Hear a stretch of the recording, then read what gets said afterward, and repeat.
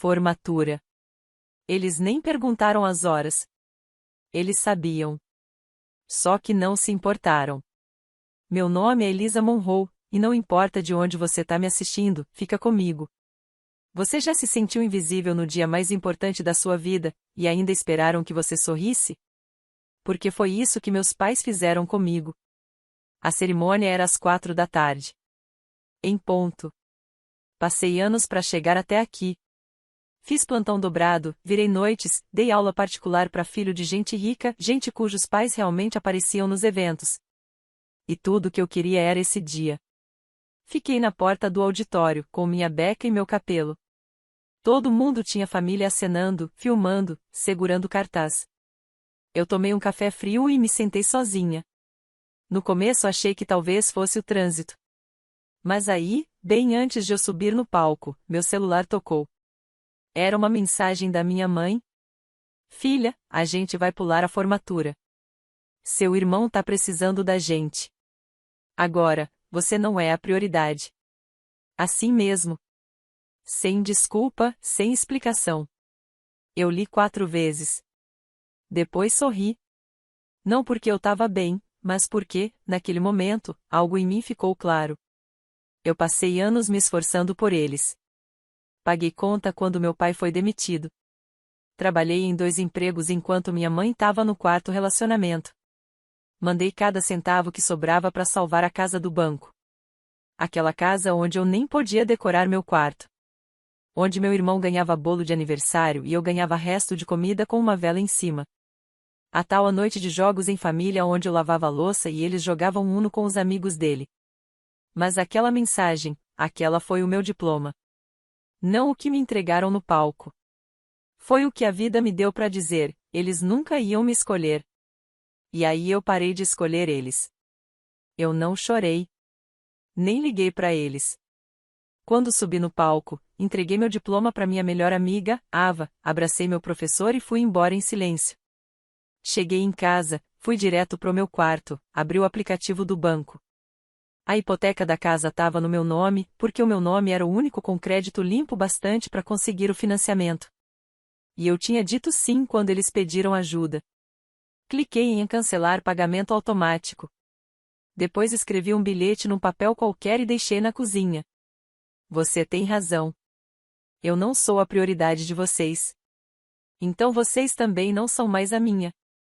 Arrumei uma mochila, peguei meu laptop, passaporte, uns lanches e fui embora. Sem grito. Sem bater porta. Só um último entendimento. Não achei que ia acontecer tão rápido. Mas no dia seguinte meu celular tinha 17 chamadas perdidas e 2 mensagens de voz. Meu pai estava desesperado. Elisa, o banco disse que as contas foram congeladas. O que você fez? A gente não consegue acessar nada. E a casa? O que tá acontecendo? Eu não respondi. Tava tomando café num AP pequeno no centro da cidade, que aluguei junto com a Ava. Rodeada de gente que nem lembrava da minha formatura, mas que comemoraram como se fosse final de Copa do Mundo. Foi aí que eu entendi, eu não era a pessoa quebrada. Eu só era o plano B gratuito deles. Quando eu tinha 16 anos, meu pai olhou bem nos meus olhos, sentado na mesa da cozinha, e disse: Agora a responsabilidade é sua, Elisa. É por isso que a gente precisa da sua ajuda. Na época, eu nem sabia que a ajuda queria dizer abrir mão do meu futuro. Minha mãe estava numa fase espiritual, largou o emprego na clínica e resolveu criar um canal no YouTube sobre cura com velas e fases da lua. Enquanto isso, meu irmão mais novo, o queridinho Mason, bateu o 2º carro e largou a faculdade comunitária para se dedicar à música. Ele também estava se descobrindo. E adivinha quem eles pediram para assinar o refinanciamento da casa? Eu. Eu tinha acabado de fazer 18 anos, mal tinha histórico de crédito. Mas como já trabalhava no comércio e entregava imposto certinho, o meu nome estava limpo bastante para conseguir aprovar o financiamento. É só no papel, filha. Você nem vai precisar pagar nada, disse meu pai. Mentira. Em 6 meses, eu já estava pagando parte das parcelas, depois as contas de luz e água, e logo os pagamentos inteiros, porque minha mãe esqueceu de mandar o cheque e o novo trabalho do meu pai ainda não tinha pago. Ah, e o Mason precisava de equipamento de estúdio. Sempre que eu perguntava, por que só eu tô ajudando, a resposta era: você é forte. Você é inteligente. Não era elogio. Era uma coleira. Quando entrei na faculdade com bolsa, não teve festa, não teve parabéns. Só ouvi: você vai continuar mandando dinheiro para casa, né? Eu fazia 2 trabalhos de meio período enquanto estudava engenharia. Dava aula particular para calouro mimado às 11 da noite, no dia seguinte, mandava dinheiro porque o Mason tava com a conta zerada de novo. Teve uma vez que perdi as provas finais porque precisei ajudar meus pais a preencher papelada da falência do carro. Ninguém disse obrigado. Só falaram: a gente sabia que podia contar com você. Como se eu fosse um cartão de crédito com batimentos. Mas eles não sabiam de uma coisa. Cada conta que eu pagava, cada papel que eu assinava, cada e-mail que eu mandava no nome deles, eu guardava tudo. Porque quando as pessoas te tratam como ferramenta, você começa a preparar seu plano B. Eu sabia que a casa estava no meu nome. E sabia que as contas bancárias deles estavam ligadas à minha conta, para fazer os pagamentos automáticos. Então, quando fui embora naquela noite e cancelei o pagamento automático da hipoteca, isso desencadeou um efeito dominó. A conta deles foi recusada, o que ativou o alerta de fraude, e isso bloqueou todos os bens conectados. E eu não quebrei nenhuma lei. Eu só parei de ajudar. Na manhã seguinte, eu e Ava sentamos no sofá e assistimos tudo se desenrolando como se fosse uma série de drama. O Mason postou no Instagram: quando a conta da família inteira congela e ninguém sabe o motivo, caveira caveira caveira. No fundo do vídeo, dava para ouvir minha mãe gritando: liga pra Elisa.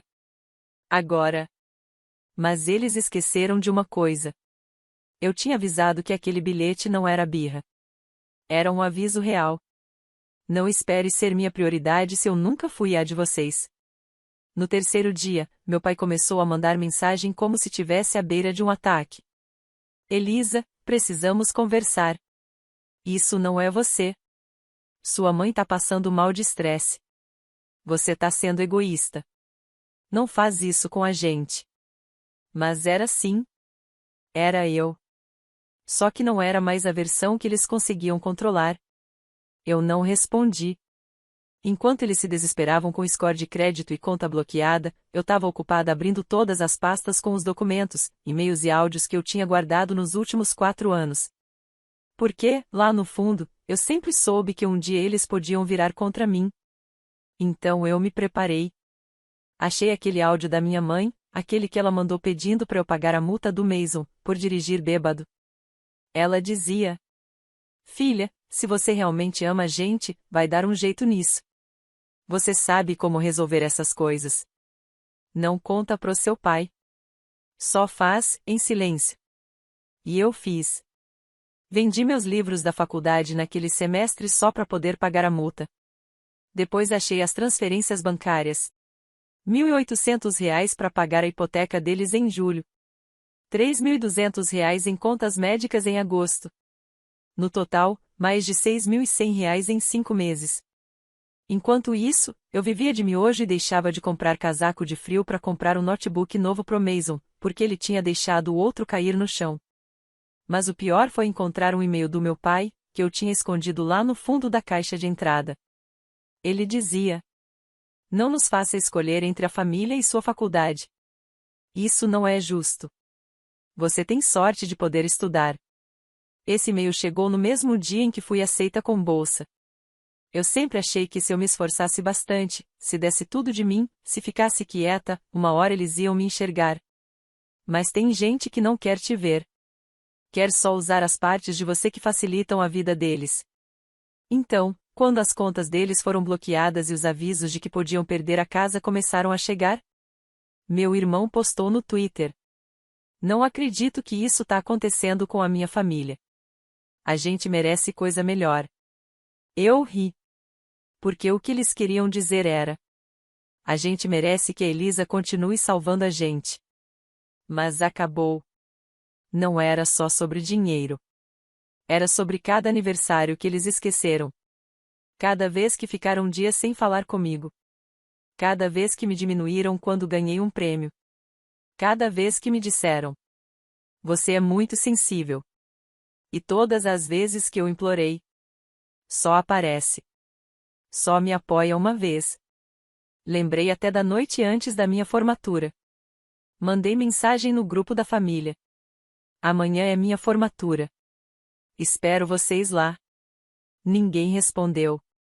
Nenhum a curtir. Horas depois, veio só uma mensagem: a gente não vai. O Mason precisa da gente. Nenhum parabéns. Nada. Mas agora eles precisavam de mim. Teve uma noite que a Ava me encontrou na sala, cercada de papéis, pastas, prints. Eu não tava chorando. Nem brava. Tava só respirando, como se finalmente eu tivesse pisado num lugar firme. Ela perguntou: o que você tá fazendo com tudo isso? Olhei para ela e respondi baixinho: tô montando uma linha do tempo. Se um dia eles tentarem vir pra cima de mim na justiça, eu vou mostrar tudo. Todas as vezes que eu paguei pra ser amada. Tudo começou com uma carta.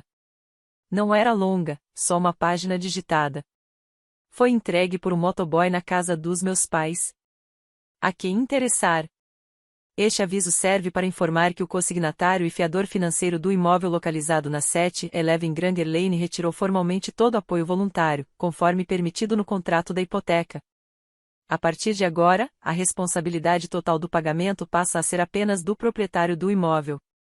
Não tinha nem minha assinatura. Mas eles sabiam. Sabiam exatamente quem tinha mandado. Porque sabiam muito bem o que tinham feito. No dia seguinte, meu celular explodiu de mensagens. 32 ligações. 5 mensagens de voz. Uma da minha mãe chorando. Outra do meu pai, tentando parecer calmo, mas já sem controle nenhum. Elisa, escuta. Você já fez seu ponto. Tá bom. Agora vamos resolver isso. Vamos agir como adultos. Adultos? Adultos de verdade não dizem pra filha: você não é nossa prioridade. Adultos não obrigam a filha a viver em silêncio, a se sacrificar o tempo todo, e ainda querem aplausos por isso. Eu bloqueei os dois. Porque meu plano não era só ir embora. Era tirar meu nome de tudo que ainda me prendia a eles, enquanto eles fingiam que foram bons pais. A Ava me indicou uma consultora financeira. Ela foi direta, esperta, e nem quis saber da minha história. Só pediu os números. A gente analisou tudo. Contas conjuntas. Documentos que assinei. Cartões de crédito que abriram no meu nome. Sim, até isso. Começamos o processo de cortar todos os laços. Registrei denúncia de uso indevido de identidade para os cartões que eu nunca autorizei. Mandei carta registrada para cada banco que colocou meu nome como se eu fosse a renda extra na casa deles. Pedi meu relatório de crédito e marquei tudo que não era meu. Isso não era vingança. Era recuperação. Eu tava pegando meu nome de volta. E foi aí que descobri uma coisa interessante. A hipoteca que eles refinanciaram com a minha assinatura tinha uma cláusula escondida, mas poderosa. Se o dono principal parar de pagar, o consignatário, no caso, eu pode pedir a venda da casa depois de 90 dias de atraso. E adivinha? Eles já estavam 60 dias atrasados. O relógio tinha começado a contar. O Mason postou no Facebook: estão tirando nossa casa. Mandei em orações. Os comentários: uma loucura. Como isso aconteceu? A irmã dele era tão inteligente. O que deu nela? Tá com inveja, certeza. Quase engasguei no chá. Inveja? De um homem criança que nunca lidou com as consequências. Que fez uma tatuagem com o dinheiro do aluguel e depois disse que foi culpa de um bloqueio emocional. Não. Isso não era inveja. Era liberdade. Era eu usando meu próprio rosto, pela primeira vez. E aí veio o e-mail do meu pai. Se essa casa for perdida, sua mãe talvez não aguente. Saiba que a culpa por destruir essa família vai ser sua. E eu respondi: A casa não tá destruindo a família. A mentira tá. Eu só tô saindo dos escombros que vocês mesmos construíram. O aviso final de execução da hipoteca chegou numa quarta-feira. Carta registrada, com selo vermelho e tudo. Colaram na porta da frente como se fosse um aviso de vergonha. A mesma porta que eu abria cheia de sacolas nas mãos e esperança no coração. Esperando, talvez, ouvir um obrigado. Agora, essa porta estava trancada, de dentro para fora. Contra mim. Mas não contra a verdade. Em 48 horas, a notícia tinha se espalhado pelo bairro todo. Todo mundo comentando nos grupos, mandando print do aviso. Vizinhos cochichando nas varandas, como se fosse fofoca de novela. E o mais irônico? Tentaram me culpar. Meu pai postou no fórum da comunidade. Estamos passando por dificuldades financeiras. Nossa filha cortou os laços com a gente de forma inesperada, mas vamos superar. Inesperada? Eu deixei anos de sacrifício como prova. Eles não me perderam de uma hora para outra. Eles foram me empurrando até não sobrar mais nada para eu dar. O banco me ligou, todo educado, perguntando se eu queria voltar a pagar a dívida. Eu respondi: não. Já fiz minha parte. E tenho tudo documentado. A atendente ficou em silêncio por uns segundos e depois disse baixinho: muito esperto da sua parte. Na terceira semana, as coisas começaram a apertar. Cortaram a luz. Depois o gás. Depois a água. Eles começaram a viver como invasores dentro da própria casa. A mesma casa que diziam que seria a herança da família. Aí o Mason tuitou de novo: imagina se voltar contra a própria mãe desse jeito. Que mundo frio. Quase respondi. Mas nem precisei. Debaixo do tweet dele, uma menina que estudou comigo no ensino médio comentou: ué, não foi a Elisa que pagou sua conta do hospital quando você quebrou o braço naquela festa escondida dos seus pais? Mundo frio, né? Outra pessoa comentou: e a cirurgia da sua mãe? A Elisa que bancou, né? Lembro do vaquinha online ter sumido do nada depois. As pessoas lembravam. Mesmo fingindo que não. E, devagarzinho, a verdade foi aparecendo. Enquanto isso, eu mandei um pedido oficial para tirar meu nome do título da casa. Ia levar 30 dias para processar. Tempo suficiente para a casa ser listada no site da prefeitura como imóvel em leilão. E então aconteceu. Casa de $480 mil listada para reintegração de posse judicial. Nunca vou esquecer a ligação que veio depois. Número bloqueado. Minha mãe. Voz trêmula. Elisa, a gente tá perdendo tudo. E pela primeira vez, não tinha drama, não tinha chantagem. Só o som de alguém que percebeu que o chão tinha sumido. Mas já era tarde demais. Eu só disse uma frase. Você faltou na minha formatura para cuidar do seu filho. Eu pulei a queda de vocês para salvar minha alma. E desliguei. Naquela noite, eu e a Ava acendemos uma vela. Não foi para comemorar o que eles perderam. Foi para honrar a parte de mim que finalmente desistiu. Porque quando você é manipulado a vida toda, o mais difícil não é ir embora. É acreditar que você merece ir.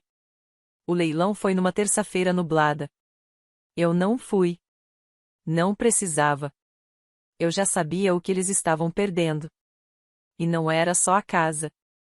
Era ilusão. O mito de que eles eram os pais bons, generosos, vítimas da filha ingrata. Mas a verdade? Eles nunca foram vítimas. Foram os arquitetos. E construíram um trono nas minhas costas. Depois do leilão, a casa foi vendida em 12 dias. Abaixo do valor de mercado. Compra rápida, à vista. Vi a listagem desaparecer com um clique. Simples assim. E quando Mason postou uma story com malas na garagem e a legenda: novo capítulo. Mesmo os haters. Eu não senti nada. Sem raiva. Sem vontade de comemorar. Só paz. Enquanto eles brigavam por abrigo, eu finalmente estava construindo o meu. E não. Eu nunca mais voltei pro bairro antigo. Eu não passei mais em frente à casa. Não precisava ver aquelas paredes onde eu tanto chorei. Em vez disso, foquei na versão de mim mesma que fui forçada a deixar para trás.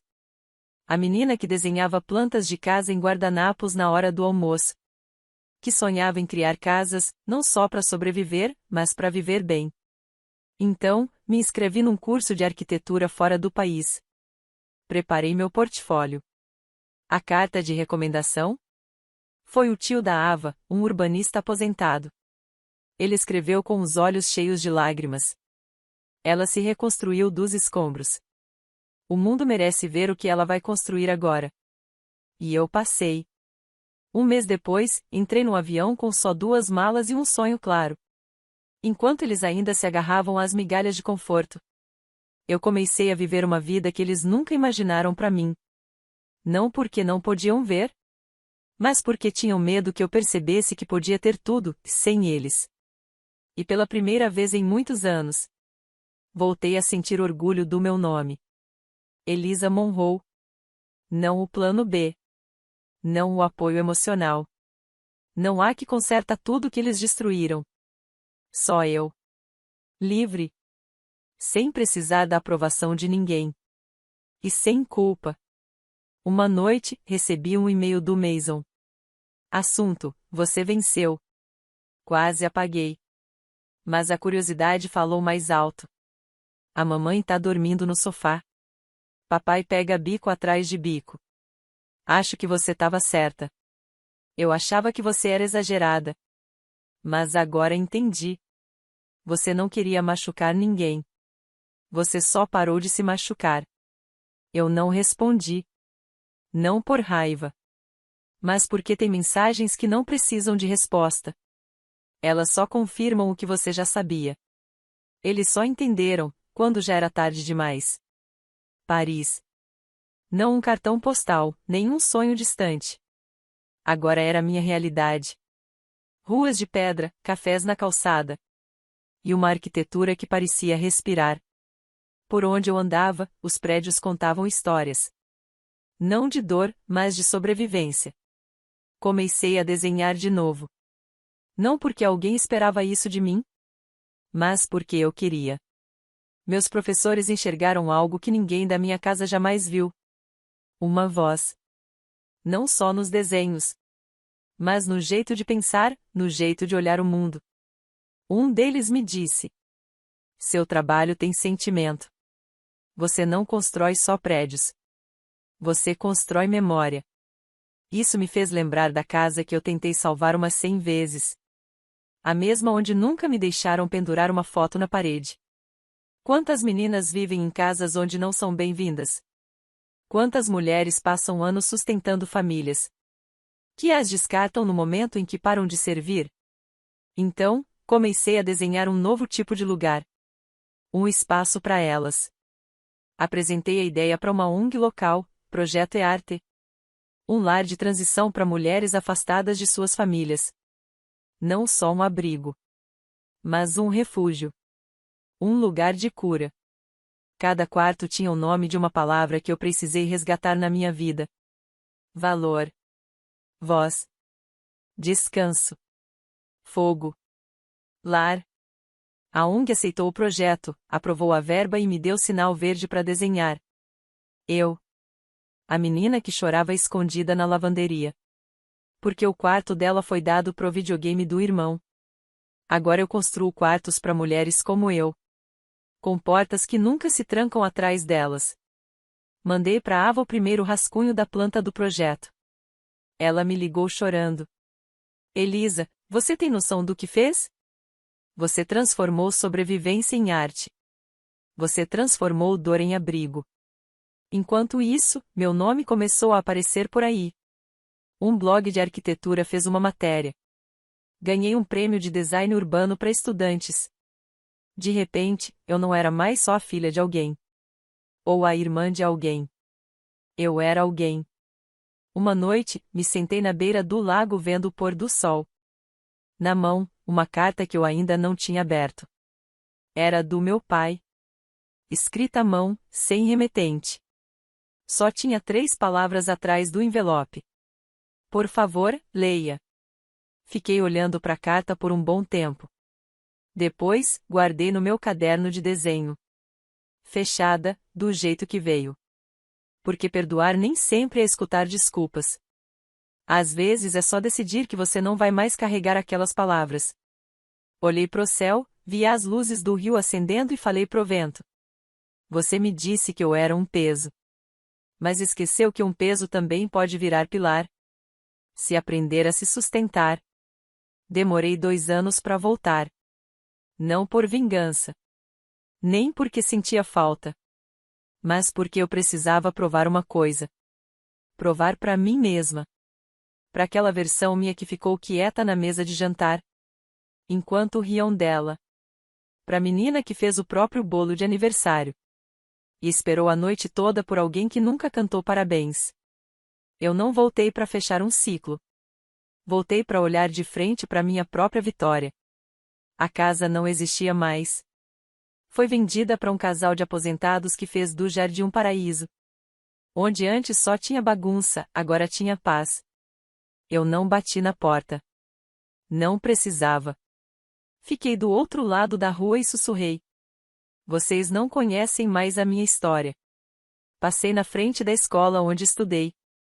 Da lanchonete onde eu trabalhava à noite. Da clínica que minha mãe largou porque, segundo ela, energia boa não paga conta. Depois, entrei na biblioteca do bairro. Na mão, só uma pasta. Dentro, estavam cópias do projeto e-arte. Um estudo completo com tudo que foi feito. Deixei na seção de arquitetura. Debaixo de uma nova placa. Para quem se construiu sozinho. Naquela noite, fiquei num motel simples. Um quarto, uma mala, e eu. Abri meu caderno de esboços. A carta do meu pai ainda estava lá, intacta. Mas eu não li. Em vez disso, rasguei um pedacinho da última página. E escrevi uma carta minha. Para aquela menina que chamavam de egoísta só por ter escolhido a si mesma. Asterisco asterisco desculpa por ter demorado tanto para acreditar. Que você valia mais que obrigações. Desculpa por ter confundido sobrevivência com gratidão. Eu não sou mais aquela menina. Mas nunca vou deixar de proteger a parte de mim. Que ainda lembra tudo que ela aguentou. Eu te amo. Asterisco asterisco. Eu escolho você todo dia. Elisa. Dobrei o bilhete e guardei entre as páginas. Fechei o caderno com as mãos calmas. De volta a Paris, o projeto da lareira abriu as portas. Mulheres chegaram com dores no peito. Mas saíram com sonhos no colo. Uma delas escreveu um poema na parede do quarto 3. Diziam que eu não tinha mais nada. Mas eu tinha meu nome. E isso já era o bastante. Na noite de inauguração, Ava me deu uma taça de cidra com gás. Sorriu e perguntou. O que você tá sentindo? Olhei em volta, luzes, calor. Gargalhadas que vinham da liberdade, não do medo. E respondi. Sinto que a tempestade não me afogou. Ela me lavou. Narração final, como se a Elisa falasse direto com quem ouve, com calma, firmeza e verdade. Eles pularam minha formatura como se eu fosse só uma nota de rodapé na história deles. Mas eu escrevi a minha própria história. Eu parei de pagar pela paz dos outros. E comecei a investir na minha. Me chamaram de peso. Mas eu carreguei dores de gerações. E ainda assim consegui construir luz com os pedaços. Essa história não é sobre vingança. É sobre cura. E talvez seja só sobre uma menina. Que, no fim, virou o próprio lar.